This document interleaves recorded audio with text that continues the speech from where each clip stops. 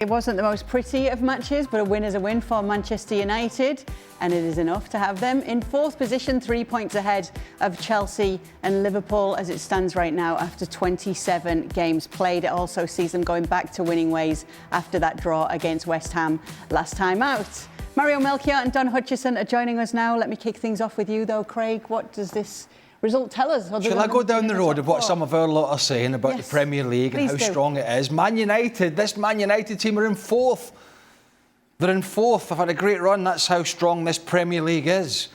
An average performance, but a great result. You know, West Ham apart where they dropped some points. It could have been, I think, 5 from 5, is it? Or something like 6 from 6. I can't remember exactly.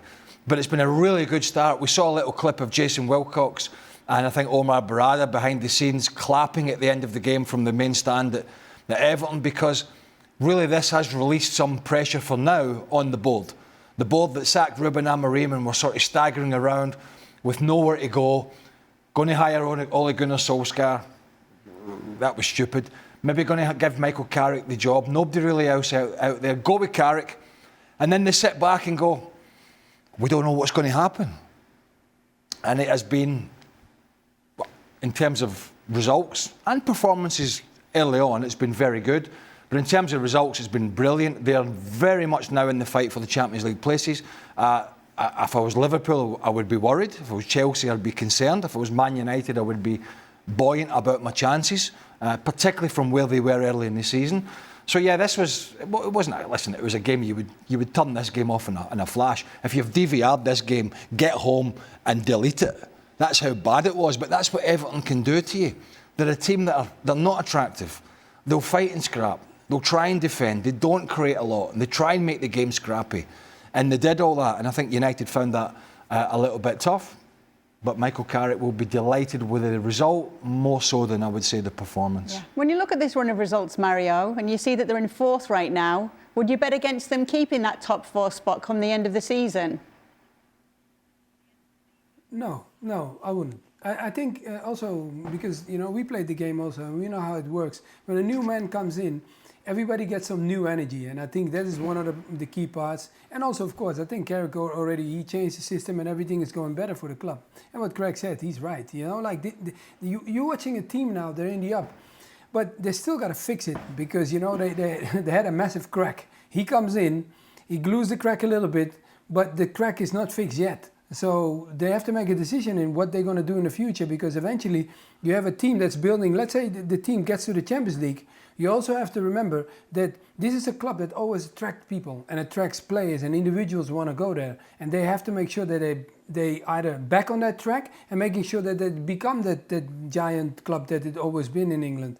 And I think not making it to the Champions League, that will be a big loss. So that's why I think they will make it. The results, though, they definitely are back on track right now, Don. They are, Kay. 5 wins and 6, unbeaten in 6. I think what you've took from tonight is not a lot, apart from Sesko scoring again. I thought the goal they scored was a brilliant goal. I thought he ran off the back of Tarkowski. Tarkowski was running and treacle and couldn't catch him. But that's the form since Michael Carrick's been in the job, and you have to say he's the front runner. I mean, I wouldn't be in a rush to, you know, give him the job after what's happened to previous managers when they've been in this position, but you know, he's turned the players around. He's made it simple for them. He's putting them in their best positions in terms of Luke Shaw and Bruno Fernandes. Crystal Palace up next at home, so you'd fancy they'd win that.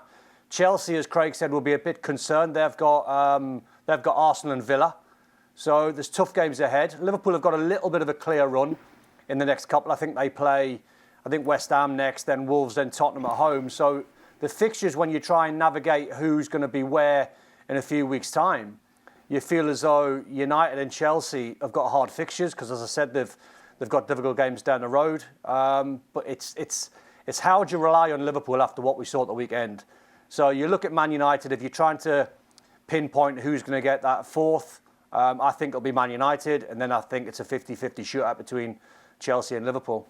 If I'm Ruben Amorim, I'm sitting, whether he's watching or not, whether he's still in Manchester or he's back in Portugal, I don't know. But he'll be seeing the results, whether he's watching the games or not. He knows the results. And he can't be sitting comfortable. He can't be sitting thinking, well, Carrick's just been lucky. Maybe he does think that, I don't know. But he must be thinking, I need to look myself in the mirror. Did I get it right at United? Was I too stubborn? Yeah. Did I make the right decisions?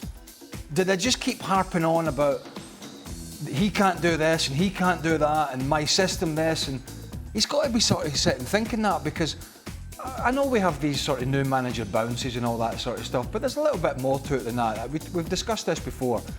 A back four, Mino in, Fernandes further forward, round pegs and round holes, not round pegs and square holes. Good substitutions at good times. Early on in the first couple of games, it was Cunha coming on, making a difference. Then Dorgu's been injured. Cunha has started the last 2 or 3 games. Sesko's been coming on, making an impact. So he's made an impact not only with his team selection, but his substitutions. And that's one of the key to management. It's not just picking a team. Anybody can pick a team, right? Anybody can pick a team. One manager said to me before, he says, Craig, the most difficult thing about being a manager and a coach is making in-game decisions to affect the game. Because maybe the opposition are doing something different, or maybe they're doing something particularly well. And then you can't just sit there and say, well, I picked a 4-3-3 and that's it. Or I picked a 3-5-2 and that's it. You have to then make these little subtle in-game changes to affect that game, to make the difference. And I think, to be fair to Michael Carrick, he has done that. He's made those changes in games that have been a little flat, that have made the difference. And if I was Man United at the moment, I'd feel really good about this top 4. You're right, Don, to talk about the fixtures Liverpool have, but I think the bigger story is actually Liverpool themselves.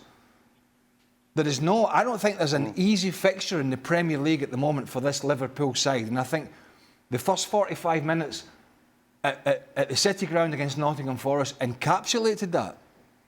And who's to say that's not going to be that's just not going to, recur again and again and again for Liverpool? At the moment, I would be really fearing of this Liverpool side's ability to get in the top 4. And Andy Slot was asked about it, Kay, a couple of weeks ago. He says, would it be, what was the word that they used?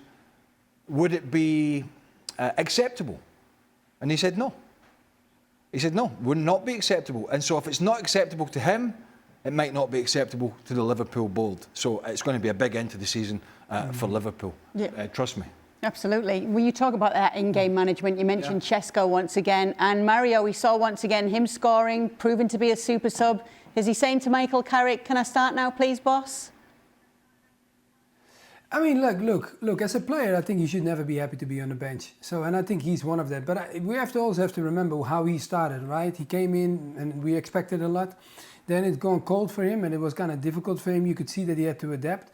And now I feel like when I watch him, especially after today's game, I saw his confidence. You understand? You see that the confidence is coming. And we all know when strikers score, they become different humans. When they don't score, oh my God, you don't want them around you because they are so moody. So for him now, I could see the spark of confidence and also the players around him that they want to put him in. Mbeumo is like one of the key guys in their team. But for him then to hit the break, and then you see Sesko coming after, that is like what strikers are good at. They normally anticipate what is going to happen. And finally we start seeing that because that's what he needs. You have some key strikers who sometimes lose that when they don't do well. And now you can see his confidence is building. That's why the break was on, he follows him up, and he drops the ball short, and then he puts it in. Great, good technique. I saw the striker, No, I think he's growing, definitely. The problem is for him, if he come off the bench, Mario, like he did against West Ham and scored a great goal, a wonder goal really, which was,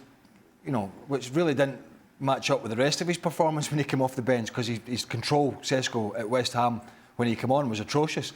And then he scores this great goal, and it was a great goal.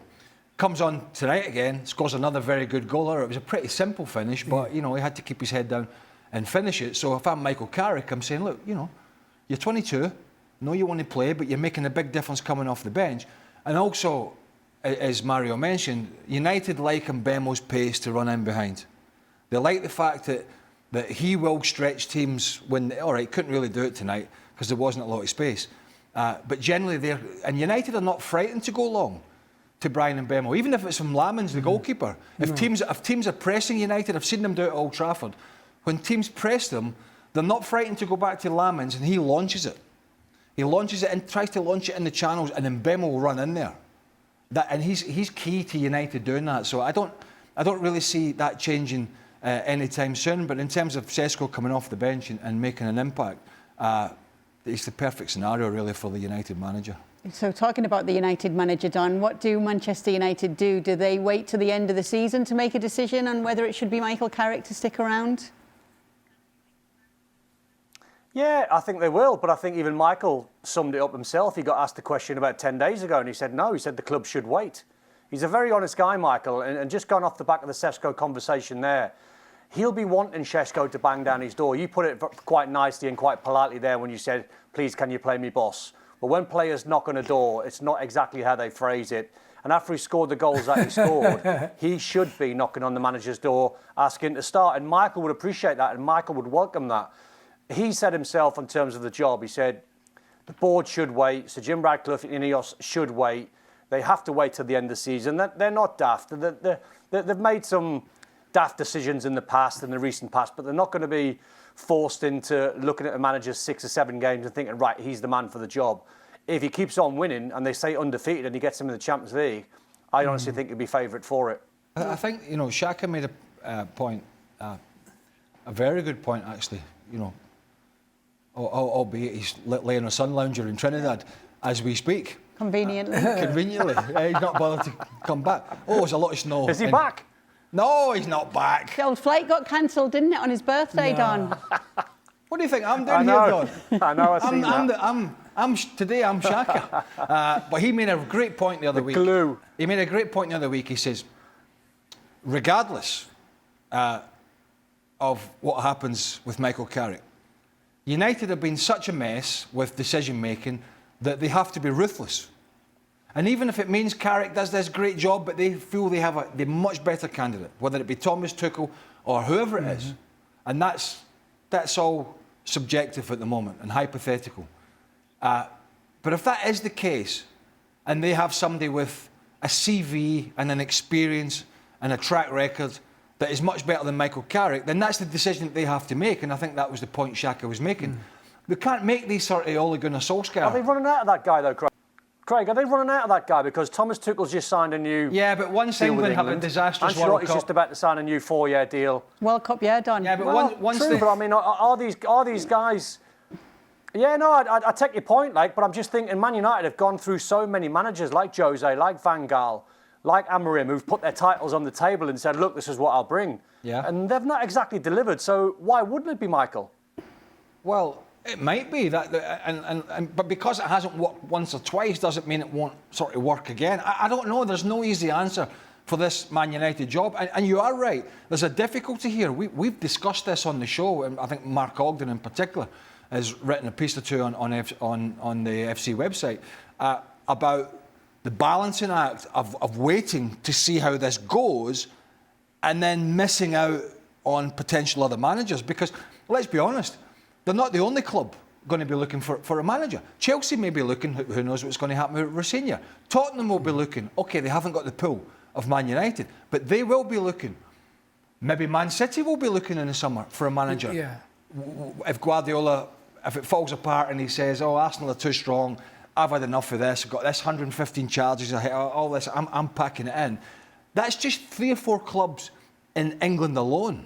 Never mind before you get to Spain, Italy, Germany, and the rest. So there is a danger in playing the waiting game.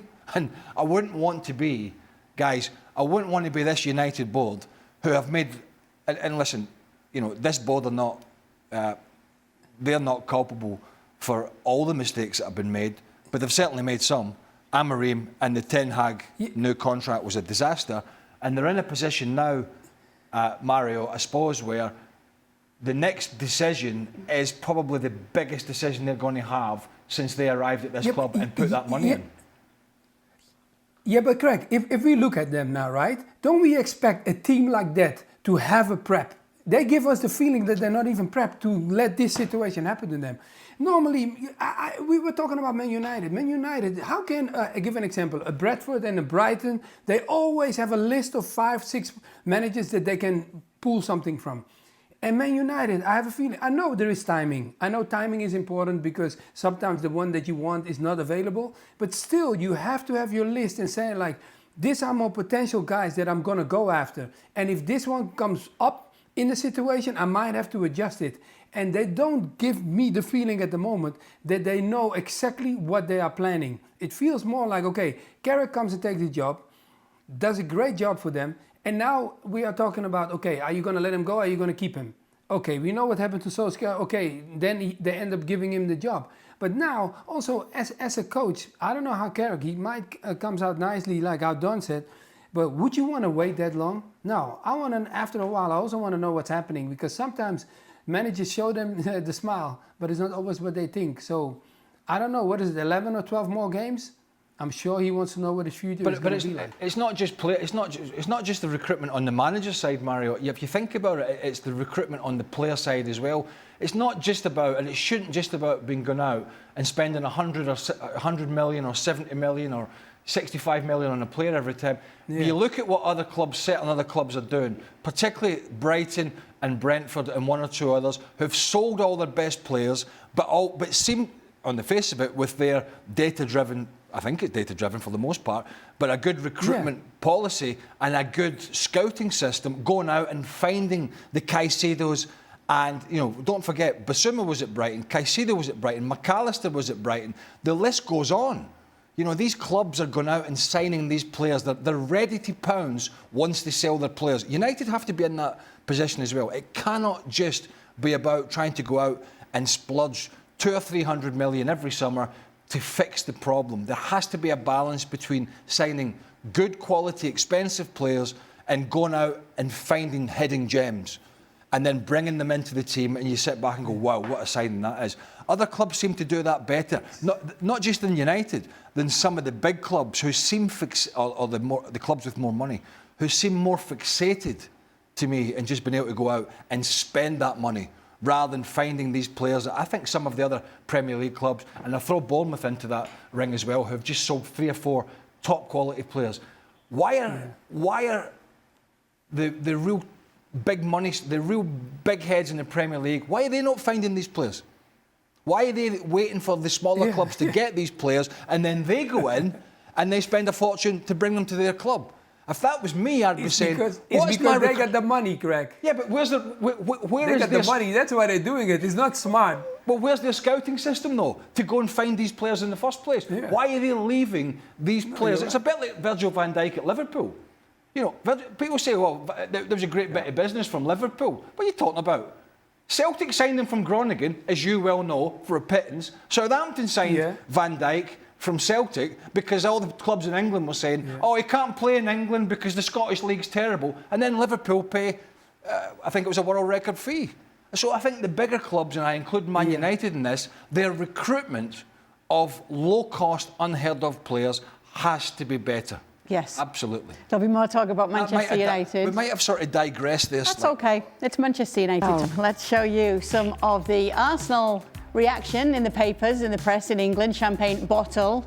Mick's got a lot of bottle. Northland and Derby, of course, finishing 4-1. What's the champagne? But I'm not good with that headline. Just because he got asked if they were going to bottle it, basically, if they were bottlers beforehand. So it's just a bit of a, haha, look at what we did anyway. Oh. Yes, as we know, they beat them 4-1. There was controversy, though, over Randall Kolo Muani's disallowed goal. No, there wasn't. This has come up in the papers. Oh, there wasn't. This has come up on the show. And Don, I know you weren't happy with Gabriel in this incident. Now, listen, I think he's got history. I think, listen, I pride myself, as the guys do, but working for the Premier League, I'd like to think I know 99% of the laws of the game, where now I think over the last season and a half, 18 months, I'm starting to get a little bit lost in the handball law, the offside law with this 5 centimetre sort of gap that you can apply. When does that apply? The push in the back, because I seen Romero get pushed in the back down at Tottenham when Ekitike jumped for the ball and stuck it in the top corner, so that was allowed. And I thought the touch from Kolo Muani into the back of Gabriel was minimal. And the reason why I say that, and I'm pretty sure even if Craig doesn't agree with me, he'll agree with what I'm going to say now. When you get pushed in the back, your legs do not give way. So therefore, your legs do not give way. So therefore, Gabriel made the most of it, and in my opinion, he dived. No, I agree, he made the most of it. Because your legs don't give way. If you get a nudge in the back, your legs don't give way. No, I know, but look, I hear what you're saying. I hear what you're saying, but I think it's Wow, it's a dive, I think man. it's unquestionable that, unfortunately, in today's game, look there, I think it's unquestionable that that's going to be given as a free kick. Now, I'm not arguing with you that it's not. I accept that, and I do think the Romero one you're talking about, I think they got that wrong. The Voltemada one on Gabriel at St James's Park's another. There's been quite a few, and I think the argument here is not, for me, is 2 or 3 wrongs don't make a right. It's just consistency within refereeing, which I think is another debate altogether. And I think the consistency across the board, not just in England, but in the whole of Europe, is pretty terrible. But for just on pure facts and pure replays, whether we think it is soft or not, I think it absolutely has to be given as a free kick. Because once you put your hands in somebody's back, then the chances of you getting away with that are extremely slim. Because you say it's a whole other conversation of consistency, Craig, but then would you you could say just he's made pick the most of it? 1 second, Don. Well, I can't answer that question because I don't really know. We're now debating how much pressure was in the push. His legs have gone. His legs have gone underneath him. But his legs went underneath him. No, my point. And you know when you get a tap in the back, your legs don't give way. Well, my point is when as soon as you're seen in that position, go that way. As soon as you're seen in that position and somebody's back, it's a no-brainer. It's not, whether we like it or not, or whether we think it's, I think it's a foul, unfortunately. I think it's a very light foul, but I think it's a foul. Mm-hmm. So going to the point then, Don, because you have a problem with him and you're saying his legs have gone. We've seen him do it before, though. You could say in some instances that he's been smart here. Himself over. But is his reputation going to precede him if this is to happen again with referees in the future? Well, absolutely, because it could be a massive moment in the Champions League, or it could be a massive moment at the end of the title, when the end of the league when they play Arsenal, or it could be a huge game. I mean, we've seen them there before go down, and the referee on that occasion said no foul. Then there's a push in the back from Kolo Muani there. Then there was the Ekatike little nudge in the back on Romero, who hit the deck, and he went down too easy at the same time. You know, Voltemada, just a little tap in the back, and his legs give way. I'll get pelters from Arsenal fans and I'll take it on the chin because everyone thinks that I'm being biased or Craig. No, exactly. And Craig's being biased or Mario's being biased. It's just what's happened over the weekend. You've got to call things out. And I think Arteta's men this season have been a little bit guilty of going down too easy. Now, you can look on social media, and I love Bukayo Saka. There's a funny incident that's went down on social media, and he was on the floor, injured. And then a ball got played in behind, and miraculously, he got back up and ran into position. Trossard went down at the weekend holding his chest, and he went off holding his head. And it's like, it's an Arsenal thing because I'm seeing it a lot with them. It might be happening with everyone. It might be systematic, and it might be the way everyone's trying to bend the rules, because us footballers, Kay, we try to bend the rules every single time. It's sort of what we do. I'm just sort of noticing it a little bit more about Gabriel, that because as you've just shown there, he has got a little bit of history. And if referees are seeing this, it might go against him in a big Champions League game or a big game at the end of the season. You know me. I don't care who I upset within reason, in the football parlance that is. But it's not just Arsenal players doing this. Everybody's doing it. Everybody's doing it. Yeah. Mario? Yeah. No. It's so true. You know what the funny part is, what Don is saying?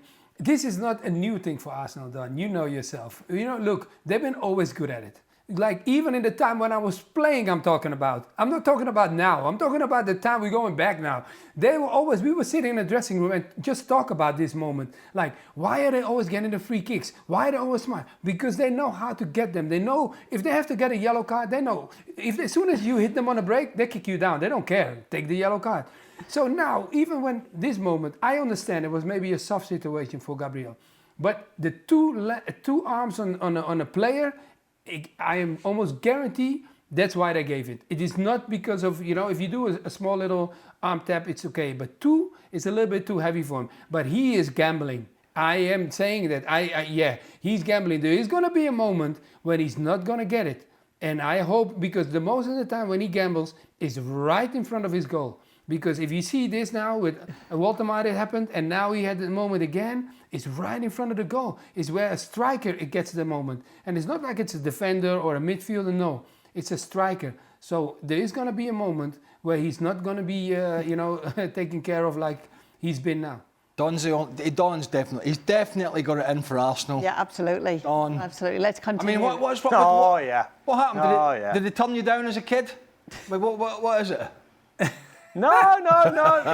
It's just because we're chatting Arsenal. It'll happen with someone else next week. So someone will go down next week. I think that so the Arsenal fans go on, fire away. I think it is a bad trait across the board, and it's again, it's not the Premier League, it's every league. It's a terrible trait that players are going down without the serious head knocks, which it's a different debate. Serious head knock, game has to be stopped. There's no argument about that. Across the board, players will go down for anything now. And all these softies want the ball kicked out. And to Don's point, these players, most of them, as soon as they realise they're not getting what they want, they're back on their feet and they're running off again. Mm-hmm. It is... Well, Luke Shaw. Luke Shaw done it tonight, didn't he? It's an endemic... Luke Shaw done it. Yeah, I mean, it's not... It used to be, and I mean this in all sincerity, in England, back in the day, and I'm talking a long time ago, we're talking about diving. It was only the foreign players. That's what it was, isn't it? Yeah, you're right. You're right. That was the conversation. Right. That was the conversation. And I'm not. The European players, the British players never dived, which was nonsense. That was nonsense. But the European players came in from Italy and Spain and Germany and all that, and they were clever, and they would go to ground, and everybody used to say it's just the European players, it's just the Italians, it's just the Dutch, it's just the Spanish. Well, no, but the British players are as guilty as everybody now. No, but you know why, Greg, what you say now, Jürgen. It makes sense to me. Jürgen, because he started it. Jürgen? Yeah, he was the worst. Blame Jürgen Klinsmann. He started it. Go on, but man. you know why I'm saying like what you just said now, it makes so much sense, and I'm going to tell you now, because before I ever made my debut in England, the first thing they said to me was, if it hurts, you can stay down. If it doesn't hurt, get up and keep moving. Because you're a defender, that's one. And the second part is, you're in England now. You're not in Holland anymore. Get up and move. Because if not, they're never going to respect you in your own stadium. I said, okay. But now you say exactly what they told me.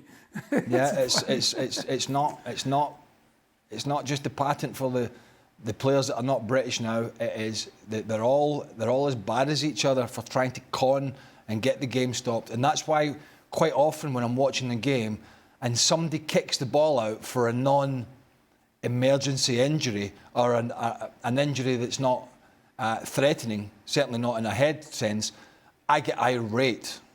I get irate at this, because it's a business, it's a game, it's a contest.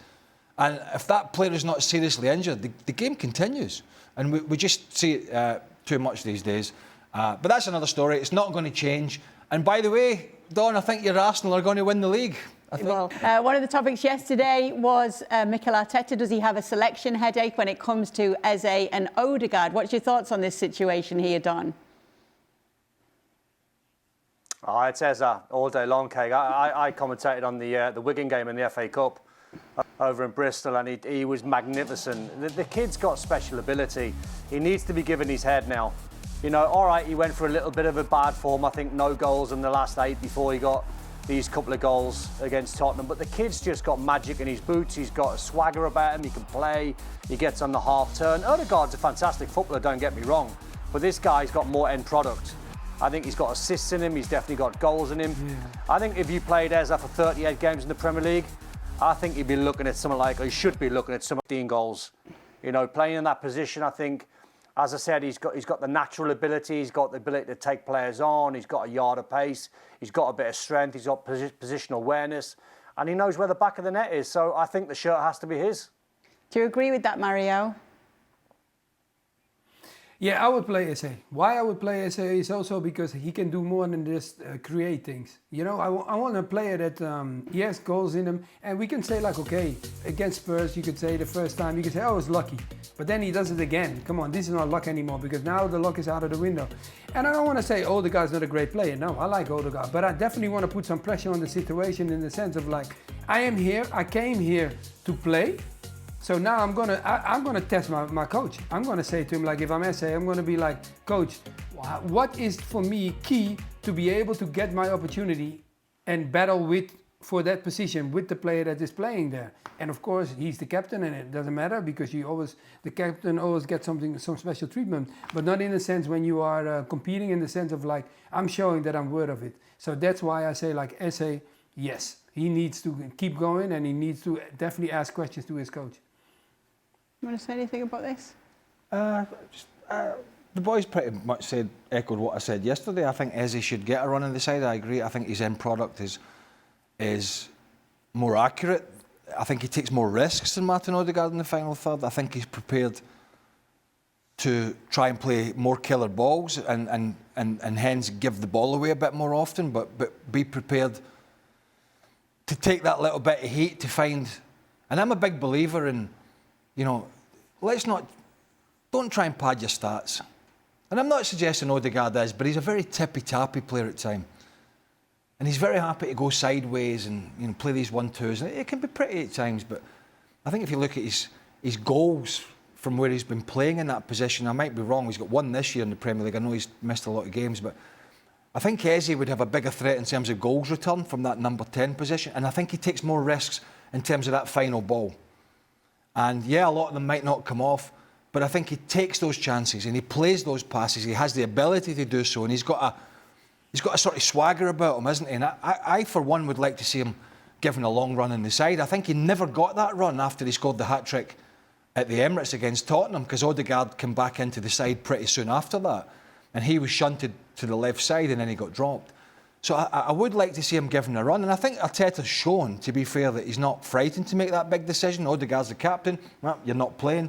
But is he going to do it between now and the end of the season? I'd like to think he is, because I think Eze's a talent in there that can change games that are tight. Yesterday's game wasn't tight in the end, but he can change games that are tight with his end product.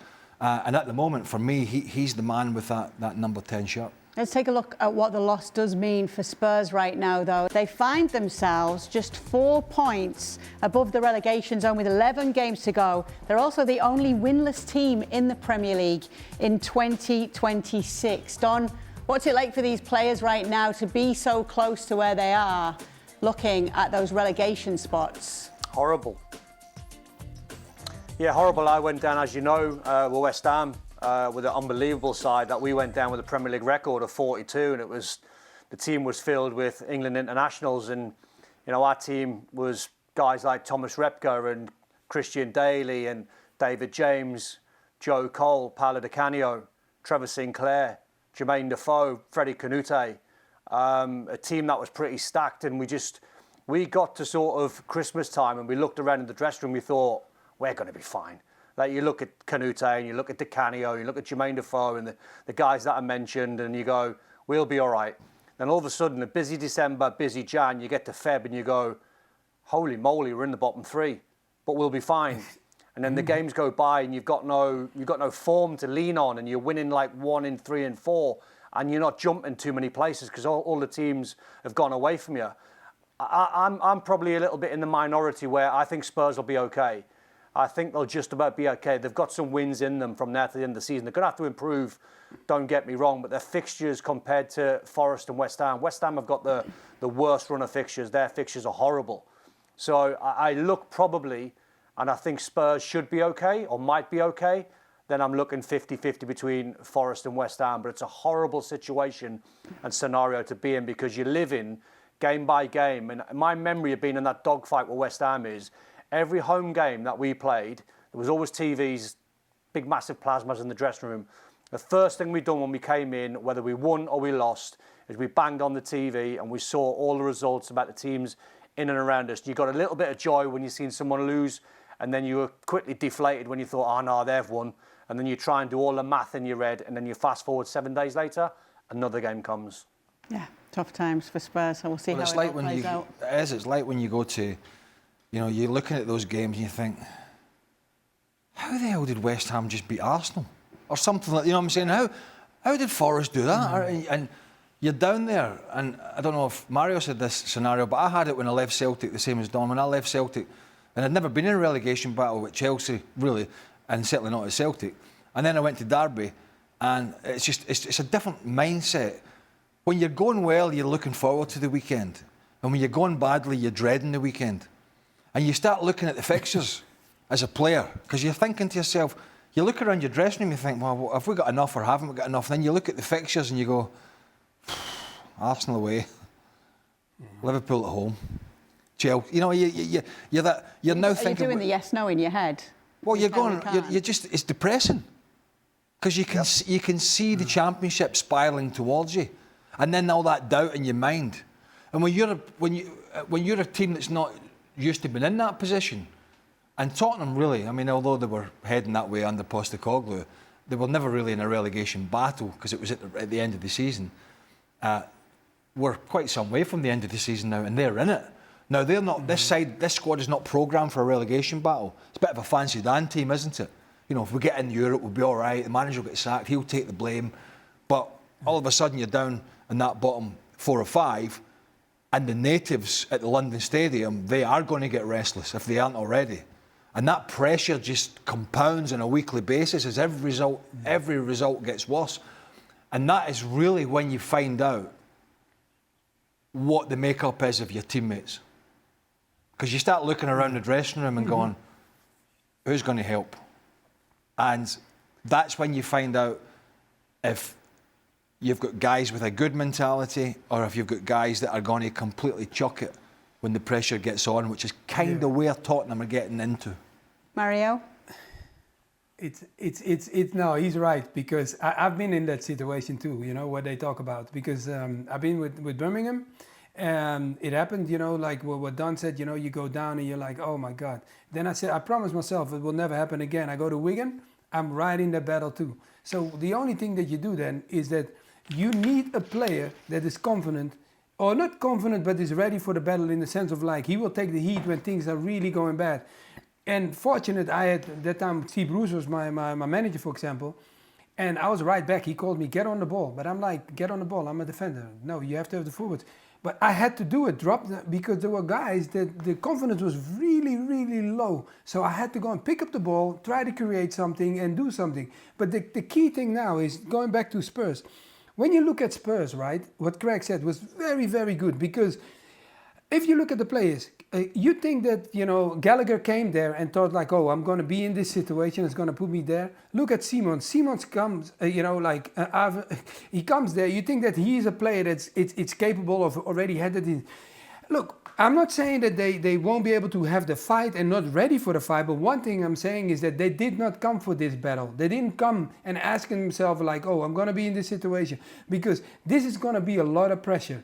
It could be also maybe good pressure if they come out of it, because now they know how it is, because you have to go after trying to win the league, regardless if that is a big shot that I'm talking about now. But that is the pressure that the guys like Arsenal, Manchester City, even if Liverpool drops, Man United, you know, Chelsea later on will have to, like, you know, you need to have that fight in you to say like, oh, this season starts, I need to win it. Spurs doesn't have that feeling yet.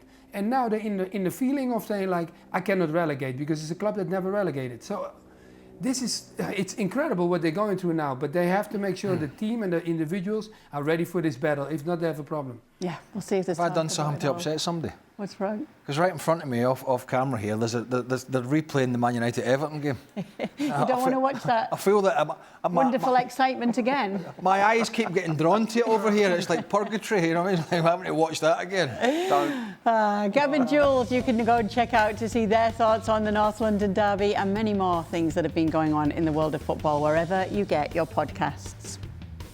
Yesterday, we saw the Messi incident, and he's not received any punishment for his post-match reaction in Miami's 3-0 loss to LAFC.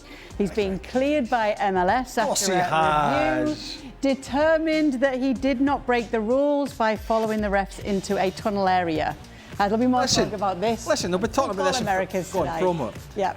He could go in the dressing room, roll about the referee, and his assistants for good measure. And Don Garber would go, nothing to see here. It's Lionel Messi. Spare me the rest of it. Yep, let's see what the team have to say. No, it's absolutely fine. They will continue the conversation tonight. LA, Casey and Alexis, 8:30 p.m. Eastern. That will definitely be one of the big topics. Welcome into the latest edition of Extra Time. Craig and myself here in the studio, Don and Mario joining us. I've got a question. Mario, do you only come out your house on Mondays? Yeah. What's wrong? You give us a bit of love on a Tuesday or a Wednesday or a Thursday or a Friday. What is it, a contract? King of the pitch. It's like Craig David, isn't he? Craig David, the boy. On the pitch, Craig, man. Gives a bit of love on Monday. I'm happy you're here on Monday. You see, I see your face on Monday. I'm happy. Well, Craig. I'm not normally in on a Monday. I'm not avoiding you, but I'm not. Sometimes I'm here on the Monday, sometimes I'm not. But yeah, you know, I feel that he's thrown a bit of a straw up and gone. I only do Mondays. I'm only doing Mondays. Yeah, no, we won't say what happens on from the now other days. On, I promise you, I will ask them and say like, okay, Craig said, I need to. Well, I'll tell you what, you do a Thursday and I'll do a Monday. Can you ever imagine Mario throwing a strop though? Yeah. Really? Well, not really. No. We're happy to have you every day of the week, Mario. But we love having you on a Monday. Okay. You know, Don and I had the biggest ever. You know, talking about this is a different story. Don will tell you this. We once had this debate about Michael Carrick. Do you remember this, Don? We did. I do. We had this discussion about Michael Carrick and Sergio Busquets on Premier League productions many years ago, and the producer, they kept trying to go to a break. And we must have went for 15 minutes. The producer was just throwing all his paper out, Steve Tudgey. Because we were talking about Carrick a lot today. Do you remember that? We used to do a Monday programme, didn't we? We used to argue like cat and dogs. It even got that far. I was arguing like Michael Carrick's career, like I think profile-wise, the same as Busquets, two like brilliant players. But Busquets sort of won the lot because he had, legendary players around him. But Michael technically was brilliant. So me and Craig done a programme for PLP, and it was every Monday, and it was you know what we're like we've got opinions. It got that bad in the end. Craig would just out me on air for the state of my socks. He'd go, how can I take you seriously with a colour of your socks on? It's just... It was a Monday, we Mario. We just come to know each other too Mario, well. It was a Monday, you could have joined in. It was a Monday? You see? Could have. Now, hey, actually my career started with Don. I was with Don in the studio in England at PLP. That's how I started, but I'm talking 20 years, 15, 16 years ago, yeah. Full circle moment, Mario. Okay, Don, do you think West Ham has turned the corner and will dig themselves out of the bottom three by the end of the season? I mean, they've definitely turned a corner.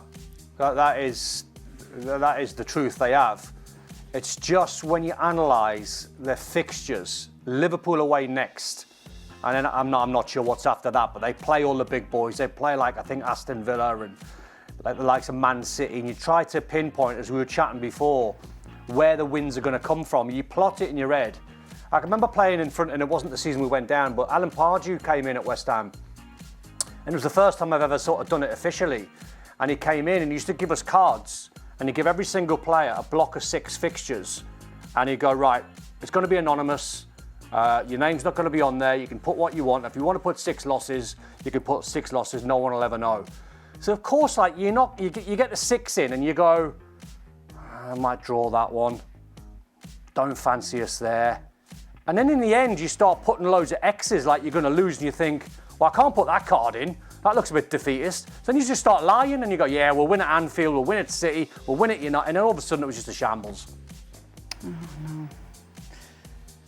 How it can be. All right, we heard a little talk about relegation today, didn't we? Yeah. All right. I didn't fill in any cards. But yeah, it's a very downward spiral in that scenario. I think from West Ham's point of view, just briefly, and Forest, they will be hoping that Tottenham's woes continue. Because the more people you can drag in, the sort of better chance you have of it not just being about you. You always want to make it about you. Don't rely on other teams. But if you can't make it about you, which is sometimes the case, you have to rely on other teams, and the more the merrier, which is Tottenham are playing into that card. So just very quickly, for Andas's text there, West Ham's fixtures, so try and plot these guys, try and plot where West Ham are going to get 12, 15 points from. Here we go. Liverpool away. Liverpool away. Loss. Fulham away. God, Liverpool away, they're not going to win. Draw. That. No, I think they lose Man that City one. at home. I think Fulham is going to catch them. Okay. Man City at home. Whoa. Right, Man City at home. Loss. Villa away. Yeah. Go on, Mario. Ooh, that's a tough one. Yeah, that's why he said. I don't know. I don't think they're gonna win at Villa, though. I don't think. A loss, So Mario? then the next three. Yeah, I don't think they're gonna win at Villa. So then the next three is Wolves, Palace, Everton. Win. They can win all three, I think. Win. Palace, Everton. So Wolves at home, Palace is away, Everton's at home. Win, draw. I think Palace, they've, Oliver Glasner is, I think there's too much negativity there. 8 points. 8 points. And then they've got Arsenal, home. I've got an idea. Why don't we do this with every team down the bottom and then give it a chance for another blizzard? Well, Just give a chance for another blizzard. well, just to let you know, the last game of the season's Leeds. The last game of the season's Leeds at home. Hold on, Don. Let me see if I've got a shovel to shovel the snow on I the think you've jacket skipped here. some games as well here, Don. But anyway, we get the Anybody point. got a shovel? To We get answer the point. Andas's question, All right. I'm hoping. Anybody got a snowplow? I'm hoping. Mario, has Casemiro's tenure at Manchester United changed his legacy positively or negatively? Oh, 100% positively. I have seen it, I've been there, I've seen him play. And I think Carrick have definitely helped that in the way he plays. And you see also, he's more confident. The distances are not as big that he has to run around. And, with Omarin, it was always stretched open and put him in trouble. And we couldn't see the Casemiro that we kind of like why he came to Man United, because what he did at Madrid. And I don't want to say we're going to see that again, of course, because, everybody ages and it becomes less. But you can see now that he definitely has the intelligence to understand the game. So Casemiro, all positively for me. I think the United, it's good to see that actually, because I don't know if the guy, I think they will probably agree. It was quite sad to watch a period going back maybe, I'm going to say somewhere between 6 and 12 months. Might be quite wrong time frame wise. But it was quite sad to watch a player who was world class, and he was, who had pretty much won everything and played with the best players in the world, and had been one of the best, if not the best, holding midfielder enforcer on the planet. It was sad to see him being hung out to dry in this Man United side. And I think the way that he's immersed himself in this United team, he hasn't had. The fans know that he's a great player, but his legs have kind of gone. He has given 100%. He's told them he's leaving at the end of the season, but he's going to fight till the end of the season, and he's doing that. And he just looks like he's got a smile on his face. He looks like he's happier. And I think that's great to see, because it was, from a player perspective, it was horrible to watch a guy go through that period where the last place he wanted to be was the place that he'd been the best, which is on the field. But he doesn't look like that now. He looks like he's got a... And I'm not suggesting he's 24 again and can run about the field all over the place. He can't. But he just looks as if he's finishing his career at Man United, enjoying his football. Whereas a year ago, or whatever it was, he looked as if every time the ball came to him, that he was going to just... He looked like a nervous wreck. And it's so nice to see a player not get completely smashed from pillar to post for his performances, expecting what you're expecting when he was playing with Kroos and Luka Modric and players like that. So I have to say, that has been really, really good to see, the fact that somebody with his resume isn't being buried in the ground for what he's doing, and it's actually the opposite. So that's great. So it's positive. For Craig, Jack Hughes of the US men's hockey team got his teeth knocked out during the gold medal game, and Loftus-Cheek got his teeth knocked out yesterday as well. He still continued to play though, Jack Hughes did. Yeah. When you got your teeth knocked out... Did they knock the puck out? When you got your teeth knocked out... Did they throw the puck out and go, hold on, there's a softie on the ground? Did you continue to play the game or were you subbed out? It was training. It was in training. But we didn't stop training. We soldiered on. People just trampled over the top of me. Picked myself up, brushed myself down with a Sunday tie. I knew he was going to say that. I did, Mario. I did. Honestly, they didn't even. I just picked myself up. I was like broken bones everywhere. How can I embellish this story a bit more? No, it was training. So yeah. You picked yourself up. Did you pick your teeth up? No. Well, if I had picked my teeth up, they could have put them back in. Because they were broken at the. Do you want the full gory details? Yes, they were please. broken. They were broken out from the root. So the teeth got shoved up. I'm going to give it to you. The teeth went up the way into the gum and fell. So I had a hairline fracture in my roof of the gum here, and then the teeth fell. Now, being it was 1987 or 88, something like that, we didn't even bother with the teeth. It just sounds a bit of a strange story, doesn't it? But nowadays, or not even nowadays, if you get those teeth, your natural teeth could have been implanted back in rather than having an implant. But we didn't know that back in the day. So we didn't send out the search party. So Craig, so on that one, Kay, I played in the game at West Ham and Christian Daly got his front tooth knocked out on about 85 minutes. He soldiered on for 5 minutes. Soon as the game was finished, the doc at Upton Park had the whole squad just after a game lined up, and we walked the length of the pitch, found his tooth, and the root was still on it, and they put it back in. They put it back in, true story. See, your team could have done that for you. Gone and found the tooth. Big the boys teeth. work. Let's just say in the late 80s, sympathy was in short supply. Yeah, I can imagine. Gents, transfer-wise, which club is closer to competing for the league title in the next season or two? Mario, I'll put this to you first. Chelsea or Manchester United? P.S. Burley looks too happy and calm post-vacation, and it's disconcerting. Oh, sorry. He's in for Shaka today, so he's bringing the I missed my day off today. And, yeah, Listen, exactly. we all cover for every bit, so it goes. So the question is, which club is closer to competing for the league title next season or the season after between Manchester United and Chelsea? No, but I like, okay, going to Chelsea, I expect them to compete. It's not even I'm who has the chance.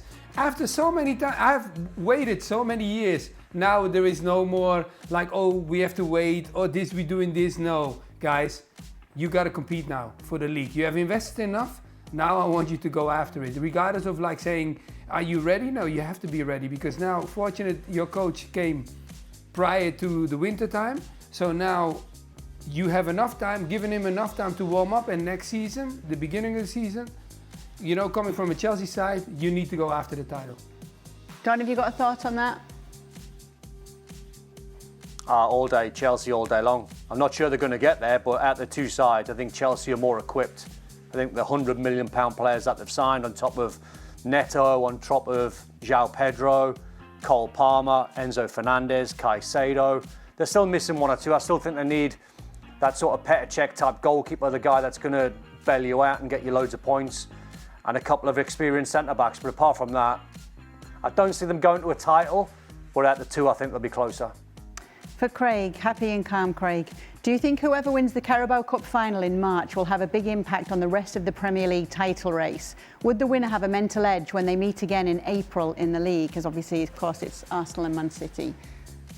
Yeah, I mean, I think it would depend how tight the title race is. I mean, the tighter it is, goes without saying, the more pressure is on, particularly the team winning. And that could have some sort of mental bearing, that cup final.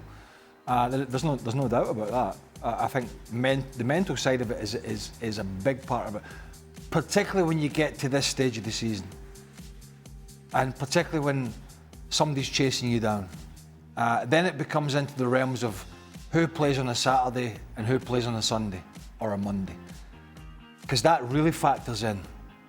You know, if you're Arsenal and you're playing on the Saturday, something for whatever reason, you're playing on the Saturday, you're 2 points ahead, you bang the win in, you go 5 ahead, you put the pressure back on. But if you're Arsenal, you're 2 points ahead and you're playing on the Sunday and City are playing on the Saturday and they win, you're now a point behind. And that may seem like a very small thing to the fan.